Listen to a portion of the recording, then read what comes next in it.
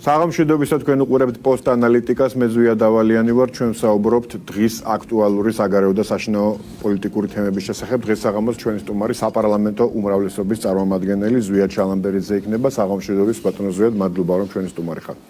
მოგესალმებით ბატონო ზვია, მოგესალმებით ჩვენს მაყურებელს. მოდით დავიწყოთ დღევანდელი აქტუალურ თემებზე საუბარი და დავიწყოთ იმ პოსტით, რომელიც დღეს დიდი ბრიტანეთის საელჩოს გვერდზე გამოქვეყნდა საქართველოში, საიდანაც ვიგებთ, რომ ლონდონში დაბარებული იქნა საქართველოს საქმეთა დროებითი რწმუნებული, რომელსაც ბრიტანულმა მხარემ გამოუცხადა პროტესტი. ესე იგი, ერთი პროტესტის მიზეზი იყო, ერთი ბრიტანული მხარის განცხადებით დაკავებები, რომელიც მათი აზრით და მათი თქმით პოლიტიკური ოპონენტების არჩევნებზე ჩამოცილების შთაბეჭდილებას ტოვებს და მეორე ასევე ბრიტანულმა მხარემ უკმაყოფილება გამოხატა თითქოს და თბილისის მიერ პარტნიორების მიმართ უსაფუძვლო ბრალდებების გაჟღერებით. მოდით ახლა გავაანალიზოთ ეს ბრალდებები, რომელიც უკვე იქედან მოვისმინეთ და გავერკვეთ სინამდვილეში ვინ ვის უყენებს უსაფუძვლო ბრალდებებს. ხო, სწორად აღნიშნეთ, იქედან მოვისმინეთ. ჩვენ გვაქვს ესეთ ძალიან საინტერესო ანდაზა ქართველებს, ხო? გაღმა შეედავე, გამოღმა შეგჩებავე. ჩემი შენ გითხარი. დარწმუნებული ვარ, ამ ანდაზით არ ხელმძღვანელობენ, თუმცა ქართულ სიბრძნეს რომ მიყვნენ ამ შემთხვევაში ბრიტანელები, უფრო უკეთესი იქნება, ამაშიც ღრმად ვარ დარწმუნებული. დიახ, ჩვენ ვადევნებდით თვალყურს ბოლო კვირების თანმიმდევრობას, როგორ ხდებოდა ბრიტანეთის საელჩოს გარკვეული ნაბიჯები, როგორ იდგმებოდა მათი მხრიდან განცხადებები და ასე შემდეგ და პარალელურად ჩვენი მხრიდან წერილები ოფიციალური საელჩოს მიმართ და ელჩის მიმართ, რომელი წერილებიც ფარდას ახდიდა მათი პასუხის შემთხვევაში, ყველა იმ კითხვას გასცემდა პასუხს, რა კითხვას დაგროვდა საზოგადოებაში და რა თქმა უნდა იქნებოდა საინტერესო. თუმცა ვერცერთ კითხვაზე, მათ შორის პარლამენტის თავმჯდომარის მიერ გაგზავნილ წერილზე, ჩვენ ვერცერთი პასუხი ვერ მივიღეთ. თუმცა მივიღეთ დღეს ის, რაც ვნახეთ, ხო? და თითქოს აქეთ მოგვედავნენ იმაზე, რომ ჩვენ რაღაცას არასწორად ვაკეთებთ. ჩვენ უსაფუძვლო ბრალდებებს ვუყენებთ მათი თქმით. დიახ. და რა არის ეს ბრალდებები? აი ეს გავარჩიო. ეს პარლამენტის თავმჯდომარემაც ძალიან სწორად თქვა. გვესაუბრეთ ფაქტებით და არა აღქმებით. ჩვენ ხედავთ, რომ ბოლო თვეების განმავლობაში ყველა საგარეოც თუ საშინაო ოპოზიციური პარტიები და ასე შემდეგ და ჩვენი საგარეო ესე ვთქვათ დაუძინებელი მეგობრები გველაპარაკებიან აღქმებით და არანაირი ფაქტებით. ვითხოვდით ამდენი თვეა, რომ თუ არჩევნები არის გაყალბებული, დაგვიდეთ ფაქტები. ერთი ფაქტი ვერ მოიტანა ვერავინ. და გრძელდება სამწუხაროდ აღქმებით საუბარი და შესაბამისად ჩვენ ისეთ საუბარს, რომელიც ფაქტებზე არ არის და ასე ვთქვათ დაყრდნობილი ვერ მივიღებთ და რეაგირებასაც ვერ მოვახდენთ. სამწუხაროა, რომ ეს ხდება ესე ვთქვათ გარკვეულწილად დიპლომატების მხრიდან, რომლებიც წესით არც უნდა ერეოდნენ ქვეყნის შიდა საქმეებში და არაერთხელ გააჟღერდა, რომ ვენის კონვენციას ამით არ ღვევენ, მაგრამ როგორც აქამდე იყო და ალბათ გაგრძელდება კიდევ მომავალშიც, ეს ორმაგი სტანდარტი მათთვის ძალიან მისაღებია და დღესაც რაღაც ბრიტანეთს ვსაუბრობთ, ჩვენ ეუთოს ასამბლეაზეც ვიხილეთ, ბრიტანეთის წარმომადგენელი, რომელიც ამბობდა, რომ მოუწოდებდა საქართველოს, რომ გაიწვიეთ აგენტების კანონი. აგენტების კანონი, რომელიც მივიღეთ ფარა ამერიკული. თუ ამერიკაში ფარა არ არის ანტიდემოკრატიული კანონი, საქართველოში როგორ შეიძლება იყოს, ხო? მაგრამ არაერთხელ მოგვისმენია სხვადასხვა ქვეყნების მხრიდან, რომ ამერიკაში ფარა კი ბატონო დემოკრატიულია, მაგრამ არ არის საქართველოში. აი ესეთი რიტორიკა სამწუხაროა, რომ გრძელდება და რა თქმა უნდა, ჩვენი მთავრობაც ადეკვატურად უპასუხებს ყველა ასეთ კითხვას და გარდა ამისა, ქვეყნის შიდა საქმეებში ჩარევა რადგან ახსენეთ, თვითონ ბრიტანეთის ელჩიც არაერთხელ იყო შემჩნეული ქვეყნის შიდა საქმეებში და შიდა პოლიტიკაში ჩარევის ფაქტებში, მათ შორის არჩევნების დროსაც, ბოლოს საპარლამენტო არჩევნების პროცესში მაგალითად. ამიტომ რატომ აქვთ მათ ასეთი განცდა, უпростоრად რატომ ამბობენ, რომ უსაფუძვლო ბრალდებებს უყენებს ვინმე არ მესმის. ახლა მე ნამდვილად არ მინდა წარმოვიდგინო რომ ვინმე ბრიტანეთის საგარეო სამინისტროში არ იცის ვენის კონვენცია და არ იცის რომ ელჩებს არ აქვთ იმის უფლება ზოგადად რის უფლებასაც საკუთარ თავს საქართველოში ძალიან ხშირად აძლევენ. დიახ, მე ერთ-ერთ ტელევიზიასთან ინტერვიუში ვახსენე რამოდენიმე ხნის წინ რომ სამწუხაროდ ესეთი დიდი ქვეყნები, რომლებიც მსოფლიო პოლიტიკას ქმნიან, ფიქრობენ, რომ საქართველო არ არის მათთვის ღირსეული პარტნიორი. სხვა დასკვნას ღირსეული და თანასწორი პარტნიორი. სხვა დასკვნას ვერანაირად ვერ გავაკეთებთ, იმიტომ რომ რეალურად ჩვენ ხედავთ, რომ საქართველოს გარდა არიან ქვეყნები კიდევ ჩვენი ზომის ან ოდნავ დიდი, მათ შორის ევროკავშირის ან არა ევროკავშირის ქვეყნები, რომლებზედაც იგივენაირად ცდილობენ გავლენის მოხდენას. ეს ყველაფერი რაღაცნაირად ერთნაირი სტანდარტით ხდება, ხო? იქ არასამთავრობო ორგანიზაციების მიერ შეტევით, იქ დიპლომატიური კორპუსის შეტევით და ასე შემდეგ. და იგივეს ხედავთ ახლა საქართველოში, ხო? ანუ ფიქრობენ, რომ მათ ეს შეუძლიათ, მიუხედავად იმისა, რომ ეს არის გათვალისწინებული ვენის კონვენციაში თუ არ არის გათვალისწინებული, მათთვის ეს მისაღებია, თუ საქართველოში ხდება. მაგრამ დარწმუნებული ვარ, იგივეს ვერცერთი ბრიტანეთის ვერცერთი ელჩი ვერ გაბედავს ისეთ ქვეყნებში, როგორიც შეიძლება ამ შემთხვევაში ან საფრანგეთი, ან გერმანია და ასე შემდეგ. და ჩვენ მანამ, სანამ თანასწორ პარტნიორად არ აღვიქოს ყველა ქვეყანა, ჩვენ ვიქნებით ესე მედგრად და ყველას გაუწევთ წინააღმდეგობას ისევ და ისევ ჩვენი ქვეყნის და ჩვენი ქართული ხალხის ინტერესებიდან გამომდინარე. სხვათა შორის დღეს ზაზა შათირიშვილმა გამოაქვეყნა ძალიან საინტერესო წერილი, სადაც იგი საუბრობს ზუსტად ელჩების როლზე გადატრიალებებში, დესტაბილიზაციაში და კონკრეტული პოლიტიკური ჯგუფების წინააღმდეგ ბრძოლაში, რომელსაც Deep State აწარმოებს. და რამდენიმე საინტერესო პასაჟი ქონდა ამ წერილში, მათ შორის ერთ-ერთი ის, რომ პარალელი ქონდა გავლებული სლოვაკეთთან, სადაც ზუსტად ელჩების მიერ ხდებოდა სისტემატიური დისკრედიტაცია ხალხის მიერ არჩეული ხელისუფლების და მისი ლიდერის რობერტ ფიცოსი და საბოლოო ჯამში ეს ყველაფერი მივიდა იქამდე, რომ ფიცოს ესროლეს.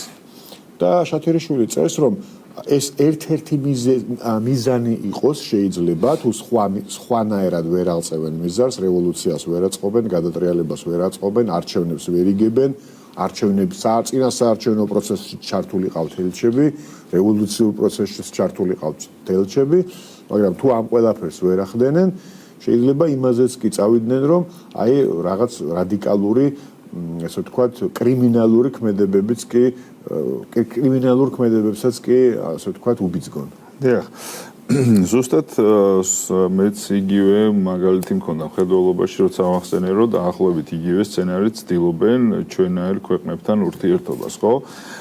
და შესაბამისად ჩვენ ისიც გვახსოვს, თუ როგორ ესაუბრა ევროკავშირის ერთ-ერთი ლიდერი ჩვენს პრემიერს, როდესაც ფიცოს შემთხვევის შემდეგ და ფაქტიურად დაემუქრა, ხო? ძალიან კარგად გვახსოვს ეს სატელეფონო ზარი და თუმცა მე დარწმუნებული ვარ, რომ ეს ყველაფერი არის უბრალოდ იქედან გამომდინარე, რომ სხვა რესურსი ადგილზე ამ დაუშვათ დიპლომატიური კორპუსი ვეღარ ხედავს, რომ რაღაცა ოპოზიციური პარტიები, ოპოზიციური ფლანგი ძლიერი რომ იყოს, რა თქმა უნდა, მათი ჩარევები აქ ისეთი არ იქნებოდა, როგორც ეხლაა, ხო? მაგრამ ვინაიდან და გამომდინარე იქიდან, რომ აბსოლუტურად დაინახეს, რომ არანაირი ძალა ოპოზიციას არ აქვს და ბოლო დღეებში კიდევ თლათ კომიკურ მდგომარეობაში აღმოჩნდნენ, ისინი ყოველდღიურად უკვე უფრო და უფრო მძაფრ განცხადებებს აკეთებენ და ჩვენ უნდა გქონდეს კიდე მოლოდინი, რომ კიდევ იქნება შემოტევები ჩვენს ქვეყანაზე ისევ საზღვარგარეთიდან და არა შიდა ძალებიდან, რომელიც ფაქტიურად გამოცვლია ყველანაირი საძირკველი. შიდა ძალებზე ძალად შეიძლება ამას უწოდოთ, საერთოდ შეგვიძლია გუშინ წინდელი აქციაც გავიხსენოთ და შევაფასოთ. მთელი ერთი კვირა ემზადებოდნენ ამ აქციისთვის. 2000-მდე ადამიანი ძლივს შეკრიბეს, მაგრამ საინტერესო იყო თვითონ ამ აქციის მსვლელობის შინაარსი, მიუხედავად იმისა, რომ მართლაც ალბათ 2000-ზე მეტი ადამიანი არაფრით არ იქნებოდა, ლაპარაკობდნენ მაინც რევოლუციაზე და გადატრიალებაზე. საინტერესო იყო კი ნამდვილად, იმიტომ რომ რეალურად როგორც ბრძანეთ რამოდენიმე დღის განმავლობაში და მაქსიმალური მობილიზაცია ჰქონდათ გამოცხადებული და მათ ჰქონდათ რა თქმა უნდა სურვილი რომ რაღაც თითქოს 100,000-ობით ადამიანი მოგროვებულიყო რუსთაველზე, მაგრამ რაც იყო დაინახა ძალიან კარგად ჩვენმა თანამოქალაქეებმა და მათ შორის ჩვენი ექს-პრეზიდენტის გამოსვლაც, რომელიც უკვე გარკვეულ ოპოზიციურ ლიდერებს სასაცილოთაც არ ყოფნით და ეს მოსალოდნელიც იყო. იმიტომ რომ წინა პრეზიდენტი ჭირდებოდათ იმ დროს, როდესაც ის იყო პრეზიდენტი. რაც აღარ არის პრეზიდენტი, მისი ესე ვთქვათ პოპულარულობა და საჭიროება ნელ-ნელა იკლებს ოპოზიციურ შტოში და ჩვენ არაერთხელ გვინახავს, რომ თუ როგორ ისვრიან ესე ვთქვათ პოლიტიკურ სანაგვეზე ის ოპოზიციური პარტიები ამა თუ იმ ადამიანს, ლიდერს და ასე შემდეგ. და ის მოწოდებები, რაც გაისმა, ეგეც ძალიან საინტერესო იყო, ამას თუ დავაკავშირებთ ისევ ჩვენს დიპლომატიურ კორპუსთან და არაერთხელ გაკეთდა ამაზეც განცხადება ამ დღეებში, ფაქტიურად გამოდის, რომ იგივე ბრიტანეთის საელჩო აფინანსებს იმ არასამთავრობო ორგანიზაციებს, რომლებიც მოუწოდებენ მოსახლეობას რევოლუციისკენ, დასჯისკენ და ძალადობრივად გადაბრუნებისკენ ხელისუფლების. და ესეც ფაქტიურად მათი გადმოსახედიდან, დიპლომატების გადმოსახედიდან გულისხმობ, არ არის არც ქვეყნის შიდა საქმეებში ჩარევა და არაფერი. და სამწუხაროა, რომ რეალურად ჩვენ თუ რაიმე ნაბიჯი უნდა გადაგვედგა, ალბათ უნდა დაგვებარებია ეს ბრიტანეთის ელჩი ჩვენ და მისთვის პასუხი მოგვეთხოვა, მაგრამ ჩვენ ისე როგორც სხვა ქვეყნებთან ცალმხრივი მეგობრობის რეჟიმში ვრჩებით, ასე გავაგრძელებთ, იმიტომ რომ ჩვენ არ გვინდა არავისთან გამწვავება სიტუაციის, არ გვინდა არავისთან ომი, არ გვინდა არავისთან ბრძოლა, ჩვენ გვინდა მხოლოდ მეგობრობა და დიპლომატიური ურთიერთობა. ოღონდ დიპლომატიური ურთიერთობასაც თავისი საზღვრები აქვს, რომელიც საზღვარიც არც ერთმა და არც მეორე მხარემ არ უნდა გადალახოს. სწორედ ამიტომ ქვია დიპლომატია ამას. კი ბატონო, კიდევ მეორე ბრალდებაზეც ვთქვათ 2-3 სიტყვა, ამაზე პრინციპში ძალიან ბევრი ითქვა და დაიწერა უკვე, მათ შორის ხელისუფლებამ არაერთხელ ახსნა ის თუ რატომ არ არიან საპარლამენტო საგამოძიებო კომისიის მოთხოვნების არ შესრულების გამო დაპატიმრებული პოლიტპატიმრები.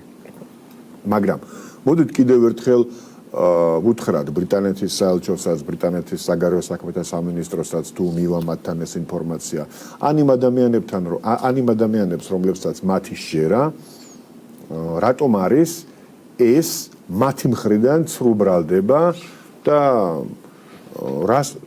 რა სასჯელი ემუქრებოდათ, მე როგორც ვიცი, გაცილებით უფრო მკაცრი სასჯელი ემუქრებოდათ, დაემუქრებოდათ პოლიტიკოსებს და ნებისმიერ სხვა ადამიანს, პოლიტიკოსი ამ შემთხვევაში არავითარი ინდულგენცია არ გულისხმობს. ევროპის ქვეყნებში საგამოძიებო კომისიაზე გამოცხადების გამო. დიახ, ერთ პატარა ნიუანს გავუსვავ კიდე ხას, რაც ძალიან ღიმილის მომგვრელი იყო ამ განცხადებაში, რომ თითქოს ესე იგი ჩვენ ამ ნაბიჯით პოლიტიკოსებს და ლიდერებს სხვადასხვა პარტიებს უზღუდავთ არჩევნებში მონაწილეობას. კონკურენტებს ვიშორებთ, კი? იმიტომ რომ კონკურენტებს ვიშორებთ. ჯერ ერთი გავდინარე იქიდან, რომ ამათ ჩვენ კონკურენტებად ვერ აღიქვავთ, იმიტომ რომ ესენი არიან აბსოლუტურად დაცლილი ყველანაირი მხარდაჭერისგან. კი, ყავთ რა თქმა უნდა მხარდაჭერები და პატივისცემა მათ ჩემგან რა თქმა უნდა, იმიტომ რომ ჩვენი თანამოქალაქეები არიან, თუმცა იგივე ის მხარდაჭერებიც უყურებენ მათ უნიათობას და იმას, რომ მათ მისცეს მხარი დაუჭირეს საპარლამენტო არჩევნებში თავიანთ ამ შემთხვევაში პარტიებს და ისინი არ ასრულებენ იმ ვალდებულებას და მოვალეობას, რაც მათ უნდა შეასრულონ. ეს ერთი და მეორე მათგან უმეტესობა ისედაც არ აპირებს არჩევნებში მონაწილეობას და ბოიკოტს უცხადებს. და ესეც აბსოლუტურად შინაარსისგან დაცლილი წინადადებაა, რომელიც მართლა ღიმილის მომგვრელია და უბრალოდ სამარცხვინოა დიპლომატიური მხარე ესეთ განცხადებას არ უნდა აკეთებდეს. და რაც შეეხება იმას, რომ ესენი არ არიან პოლიტპატიმრები, რა თქმა უნდა, ჩვენ თავიდანვე, როგორც კი ამ კომისიამ მუშაობა დაიწყო, თავიდანვე ვაფრთხილებდით და ვამბობდით, თუ რა შეიძლებოდა მოყოლოდა იმას, რომ ვინმე არ გამოცხადებულიყო კომისიაზე, ხო? ამ შემთხვევაში ყველა იყო გაფრთხილებული აბსოლუტურად არაერთხელ და როგორც თქვენ ბრძანეთ, გაცილებით მკაცრია სასჯელი ევროპის და ამერიკის შეერთებული შტატების იგივე ტიპის კომისიაზე, ვიდრე საქართველოში ამ შემთხვევაში რამოდენიმე თვიანი. იქ არის უკვე წლებზე საუბარი და ესეც აბსოლუტურად ორმაგი სტანდარტია, იმიტომ რომ ის რაც იქ მათ ქვეყნებში, რომლებიც ჩვენ გვაკრიტიკებენ, წლობით ისჯება, ჩვენთან რამოდენიმე 7 და 8 თვე მიუსაჯეს მათ ოპოზიციის ლიდერებს, ხო? და აქედან გამომდინარე, მაშინ ჩვენ შეგვიძლია გამოვიდეთ და ვიღაცას დავაბრალოთ მათივე ქვეყნებში, რომ იქაც მათ ყავთ პოლიტიკური პატიმრები, მაგრამ ესეთი განცხადება მე მგონი არ მოგვისმენია ჩვენი ხელისუფლების მხრიდან, ხო? იმიტომ რომ ეს არის ობიექტური და ეს არის სწორი დამოკიდებულება. და ალბათ ამ განცხადებებსაც ადრე თუ გვიან წაიღებენ უკან. ხოთა შორის ამ შემთხვევაში მათი მისამართით შეიძლება უფრო მეტი საფუძველი ქონდეს პოლიტიკური კონკურენტების მოშორებას სასამართლოს გზით ესეთ ბრალდებას, იმიტომ რომ მაგალითად გვახსოვს ჩვენ რამდენიმე კვირის წინ თუნდაც საფრანგეთის მაგალითი, როცა მარინ ლეპენს აუკრძალეს ფაქტობრივად აუკრძალეს პოლიტიკაში მონაწილეობა, არჩევნებში მონაწილეობა და არ ვიცი მე სასამართლოს პროცესის დეტალებში ვერ ვერკვევი და უშუალოდ იურიდიული თვალსაზრისით რა საფუძველი ქონდათ მათ ამის მტკიცებას ვერ დავიწყებ ან ქონდათ თუ არ ქონდათ, მაგრამ შთაბეჭდილება ყოველ შემთხვევაში ამან ნამდვილად დატოვა, რომ პოლიტიკური კონკურენტი მოიშორეს. რა თქმა უნდა. მოდით ახლა ელენე ხოშტარიაზეც თქვათ 2-3 სიტყვა და იმ ორდღიან შიმშილობაზე, რომელიც ლამის მსოფლიო ლეგენდად იქცა, იმიტომ რომ ასეთი ხანმოკლე შიმშილობა და თან ასეთი უცნაური შინაარსის და მოთხოვნის, არ ვიცი, ალბათ მართლაც მსოფლიოს ისტორიას არ ახსოვს, მაგრამ საინტერესოა გავაანალიზოთ თვითონ ეს პროცესი და შედეგი. ასე იგი, ელენე ხოშტარიამ თავიდან თითქოს დაკავებულების მიმართ სოლიდარობის ნიშნად დაიწყო შიმშილობა, მაგრამ მალე წაუყენა მან ოპოზიციას ასეთი ულტიმატუმი, რომ თუ არჩევნებში მონაწილეობაზე უარს არ იტყვითო, ყველანი შიმშილობას მანამდე არ შეუწყვეტო. ნუ, სინამდვილეში ამ მოწოდებამ არავითარი შედეგი არ გამოიღო, ვინც აპირებდა მონაწილეობას კვლავ აპირებს, ვინც არ აპირებდა კვლავ არ აპირებს, მაგრამ ხოშტარიამ შიმშილობა მაინც შეწყვიტა. თქვენი აზრით ამ პერფორმანსს რა აზრი ქონდა? ეს იყო უბრალოდ ყურადღების მიქცევის მცდელობა, თუ რა ვიცი, მსხვერპლად გახდომის სურვილი, იგივე შათირიშვილის პასაჟი რომ გავიხსენოთ, ისევ რომ მსხვერპლი ჭირდებათ აუცილებლად იმისთვის, რომ რევოლუციური პროცესები დაქოქონ, ასე ვთქვათ. თუ მართლა ფიქრობდა გულწრფელად, რომ მისი შიმშილობა რაღაც საერთო ოპოზიციურ კონსოლიდაციას განაპირობებდა? ხო, ძალიან საინტერესო ფაქტი იყო, მართლა როგორც აღნიშნეთ, ერთადერთი და ალბათ არც გამეორდება მსოფლიოში ესეთი შინაარსის პროტესტი, იმიტომ რომ ხელისუფლების წინააღმდეგ არ იყო მიმართული ოპოზიციის მხრიდან, იყო ისევ ოპოზიციის მიმართ. ეს ერთი შინაარსი იყო გასაკვირი და მეორე დასრულებაც აბსოლუტურად მოულოდნელი, იმიტომ რომ ვერანაირი შედეგი ვერ გამოიღო. რაღაც გამოგონილი ერთობა თითქოს შექმნეს ეხა და ეხა აპირებენ რაღაცა ისეთი ზომების მიღებას ამ ერთობით, მაგრამ ამ ერთობაზე გვესმის ჩვენ განცხადებები არჩევნების შემდეგ, რომ ესენი ერთიანდებიან და ახლა ჩვენ რას ვიზავთ და ეხა რო გავერთიანდებით, მაგრამ ვერც არჩევნებამდე ვერ გაერთიანდნენ, ვერც არჩევნების ვერ გაერთიანდნენ 2024 წლის და ვერც ახლა ვერ გაერთიანდებიან. იმიტომ რომ როგორც უკვე აღვნიშნე, ისინი აბსოლუტურად არანაირი, ესე ვთქვათ, ყველანაირი მორალისგან დაცლილი არიან და მათი ინტერესი უკვე ქართველი მოსახლეობა და საქართველოს წინსვლა აღარ არის ისე როგორც არ იყო აქამდე. და შესაბამისად მათი ელექტორატი დღითი დღე უფრო და უფრო მცირდება. და აქედანაა ზუსტად გამოწვეული ისიც, რომ ეს 2000 კაცზე მეტი ვერ მოგროვდა რეალურად, იმიტომ რომ ადამიანები ხედავენ, რომ ვინ და რომელი ძალა დგავს სწორ ნაბიჯებს. ეხლა რა თქმა უნდა, ქართული ოცნების გადადგმული ყველა ნაბიჯი ვერ იქნება პოპულარული 100%-ით საქართველოს მოსახლეობისთვის, ხო? მთავარი არის, რომ პოპულარულია და ეთანხმება ამ ნაბიჯებს ჩვენი ქვეყნის მოსახლეობის უმრავლესობა, ვინც გვაძლევს ხმას არჩევნებს. მაგრამ დარწმუნებული ვარ, რომ კიდევ უფრო უფრო მეტია ესეთი ადამიანები, რომლებიც გარკვეული მიმართულებით ხედავენ სწორ ნაბიჯებს. შეიძლება ვიღაცა ფიქრობს, რომ ეს არ არის სწორი, მაგრამ აქეთ სწორია და ეს მიუთითებს იმაზე, რომ ჩვენ აი ამ მერყევ და ტურბულენტურ გარემოში ჩვენი ქვეყანა ნებისმიერი შემთხვევაში მიყვავს განვითარებისკენ, ხო? და აგერ დღესაც გამოქვეყნდა თან კეთილდღეობის ინდექსი ნატოს, რომელიც მიუთითებს, რომ საქართველო სამეულშია ერთი წლის განმავლობაში ამ კეთილდღეობის ინდექსის გაუმჯობესებით, ხო? კეთილდღეობის ინდექსი რა არის, რომელიც მოიცავს ატლანტიკური საბჭოს ატლანტიკური საბჭოს, დიახ, ხო და შესაბამისად ეს არ არის ეს არც ატლანტიკური საბჭო და არც მსოფლიო ბანკი და არც სავალუტო ფონდი და ეს რომელიც ჩვენს დაკვეთებს ასრულებს, ხო? ეს არ არის ჰაერიდან მოტანილი ციფრები და ჰაერიდან მოტანილი კვლევა. ეს ძალიან ბევრი და ავტორიტეტული კომპანიები აკეთებენ, რომლებიც არ შეიძლება იყოს რომელიმე ხელისუფლების მიმართ მიკერძოებული. და ამას ადამიანები ისმენენ, რომ რეალურად ნაბიჯები იდგება, რეალურად საშუალო ხელფასი იზრდება, რეალურად მთლიანი შიდა პროდუქტი იზრდება, ეკონომიკური ზრდა გვაქვს უკვე ბოლო 4 წელია სტაბილურად მაღალი. ეს ჰაერიდან მოტანილი ციფრები არ არის და შესაბამისად ეხლა შორს წავედი, ეხლა ხოშტარიადან, მაგრამ ფაქტია ის, რომ ესენიც ხედავენ, რომ მათ უკვე აღარანაირი ძალა აღარ ეყოფათ, რომ როგორმე ესე ვთქვათ შეასუსტონ ქართული ოცნების მმართველობა და ჩვენი გუნდი ვერც შიმშილობით და ვერც ვერანაირი განცხადებებით და ვერც აქციებით და ასე შემდეგ. ანუ რომ შევაჯამოთ, მათ სულ უფრო და უფრო ცოტა მხარდამჭერი რჩებათ და რეალურად მათ შორისვე მიმდინარეობს ბრძოლა და კონკურენცია ამ ცოტა მხარდამჭერისთვის.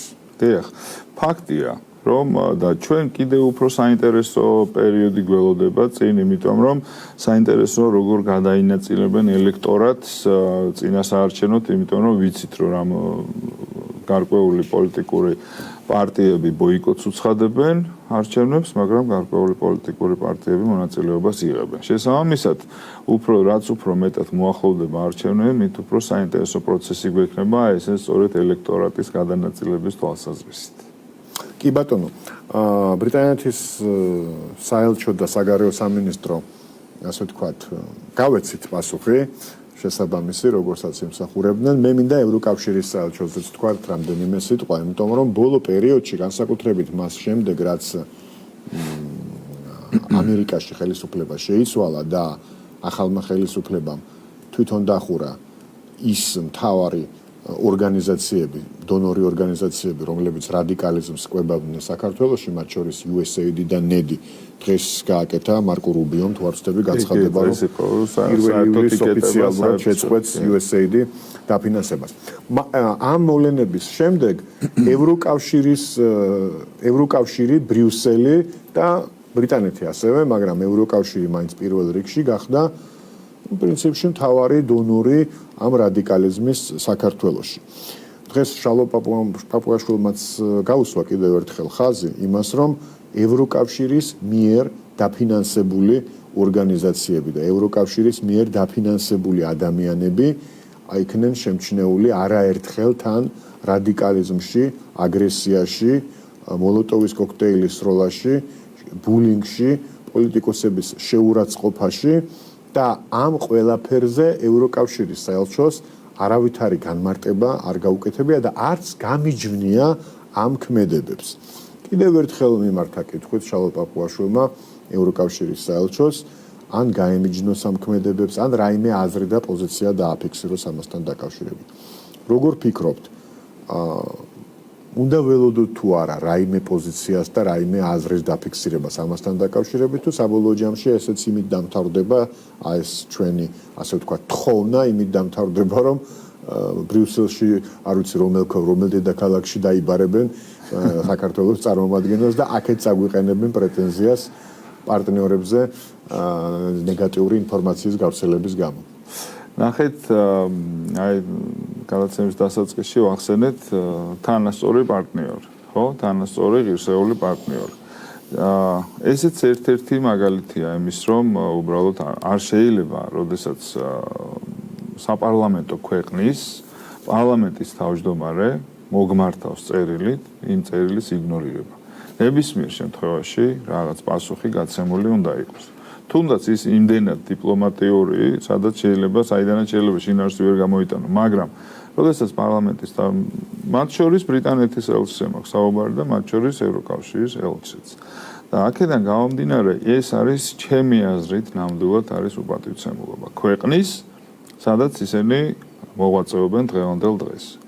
ჩვენ ნახეთ ხმამაღალი განცხადებები ამერიკის საელჩოს მხრიდან, გარკვეული ესეთი პოსტები, რომელიც ძალიან ხშირად იდებოდა თუ გახსოვთ არჩევნებამდე და მანამ სანამ არჩევნების მერეც თავისთავად, მანამ სანამ არ შეიცვალა ხელმძღვანელობა და ადმინისტრაცია ამერიკის შეერთებული შტატების. ეხლა მე არ გულისხმობ იმას, რომ სანამ ევროკავშირის ხელმძღვანელობა არ შეიცვლება, აქ სიტუაცია არ შეიცვლება, მაგრამ ჩვენ ასევე ვხედავთ იმას, რომ ისეთი ინტენსიური განცხადებები მართალია მწვავე განცხადებებს აკეთებენ, მაგრამ ისეთი ინტენსიური თავდასხმები, როგორც შემოდგომაზე იყო, ესეთ თავდასხმებს ვეღარ ბედავენ. ცდილობენ რაღაცა ესეთი წერტილოვანი რაღაც გარკვეული ინექციებს, მაგრამ ეს წერტილოვანი ინექციები მათ საქმეს და ვერც ოპოზიციის საქმეს ვერ გააკეთებს, იმიტომ რომ როგორც გითხარით, ჩვენი ხელისუფლება და ჩვენი გუნდი არის ძალიან ძლიერად და მყარად, იმიტომ რომ ჩვენ ვიცით, რომ ძალიან სწორ გზაზე დგას ჩვენი ქვეყანა, სწორ გზას ვადგავართ, იმ გზას, რომელსაც უჭერს ჩვენი ქვეყნის უმრავლესობა, მოსახლეობის უმრავლესობა მხარს და ამას 4 ოქტომბერს კიდევ ერთხელ დავამტკიცებთ. აქედან გამომდინარე, ევროკავშირის ელჩს და საელჩოს ახლა მოვუწოდებ, რომ ცოტა გრძელვადიანი პროგნოზი გააკეთოს იმისთვის, რომ მიღებულ ელჩად დარჩეს ჩვენს ქვეყანაში და მისი ვადის დასრულების შემდეგ დარწმუნებული ვარ, რომ ვიცნობ მას ძალიან კარგად და ვიცი, რომ ძალიან უყვარს და მოსწონს ჩვენი ქვეყანა და დიდი სიამოვნებით მივიღებთ სტუმრად. პიროვნულად დასაგებია, რომ არავის არაფერს ერჩის, უბრალოდ დავალება აქვს ასეთი. სამწუხაროდ და მაგას ვამბობ, რომ ალბათ უფრო მეტი დამოუკიდებლობა არ აწყენდათ ასეთი რანგის დიპლომატებს. ნამდვილად, მით უმეტეს, რომ ამერიკა ძალიან კარგ მაგალითს იძლევა ამ შემთხვევაში და სხვათა შორის ძალიან საინტერესო ფაქტი იყო ისიც, რომ ამერიკის ელჩი პენსიაზე გავიდა სწორედ იმ ქვეყანაში, სადაც ის იყო რადიკალურად დაპირისპირებული ადგილობრივ ხელისუფლებასთან, რომელიც ამ ქვეყნის მოქალაქეებმა აირჩიეს. ამიტომ ალბათ მე თლათ აღარ თქვი ხა, მაგრამ ყველას პენსიაზე ხო არ გავუშვებთ ხა ჩვენი ქვეყნიდან ყველა ელჩს, მაგრამ რა ვიცი, ნახოთ რო გვიჩვენებს. ხო, კარგი მაგალითი იყო, ასე ვთქვათ, იმათ დასანახად, ვინც ფიქრობს, რომ საქართველოსთან, ქართული საზოგადოების არჩევანთან და ქართული საზოგადოების პოზიციასთან ასეთი ტონით ლაპარაკი კარგი იდეაა, ასე ვთქვათ. კი ბატონო. დიდი მადლობა მინდა გადაგიხადოთ მობრძანებისთვის, როგორც ყოველთვის საინტერესო საუბრისთვის, ანალიზისთვის და შეფასებებისთვის. ვიად შალამბერიძე, საპარლამენტო უმრავლესობის წარმომადგენელი იყო ჩვენი სტუმარი. პოსტ ანალიტიკა დღესამით დასრულებულია, ხვალამდე გემშვიდობებით დროებით.